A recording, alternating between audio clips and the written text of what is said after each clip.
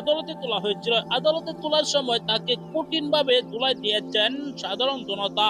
ডিম থেরাপি, জুতার বাড়ি, এমনকি কিল ঘুষি মেরেছেন সাধারণ জনগণ। তার কি শাস্তি হবে তা শুনলে আপনি রীতিমতো অবাক হয়ে যাবেন। অনেক আইনজীবীরাই তার ফাঁসি দাবি করেছেন। এখন নাকি তার যাবজ্জীবন কারাদণ্ড হতে পারে।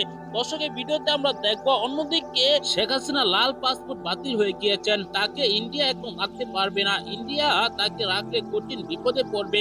এসব বিষয় নিয়ে গোপন তথ্যগুলো আমরা জানবো এই ভিডিওতে। এক সেকেন্ড না টেনে পুরো ভিডিও। সম্মানিত দর্শক, সম্পূর্ণ ভিডিওটি দেখলেন। এই ভিডিও সম্পর্কে অবশ্যই আপনার মূল্যবান মতামত কমেন্টে জানাবেন। দর্শক, সাবেক প্রধান বিচারপতি মানিককে ইতিমধ্যেই পালানোর সময় গ্রেপ্তার করেছে, আপনারা সকলে জানেন।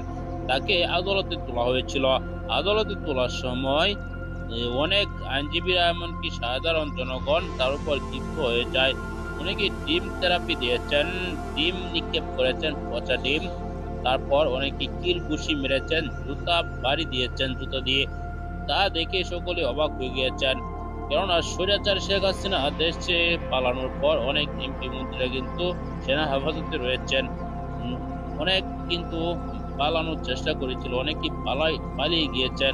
অবশেষে এই মানিক সীমান্তে গ্রেপ্তার হয়েছিল।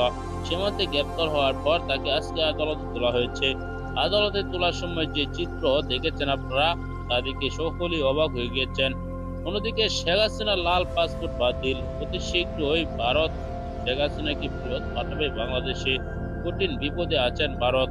দর্শক, এই ভিডিওতে আপনারা যে তথ্যগুলো পেয়েছেন, এসব বিষয় নিয়ে আপনার কি মতামত কমেন্টে জানাতে ভুলবেন না।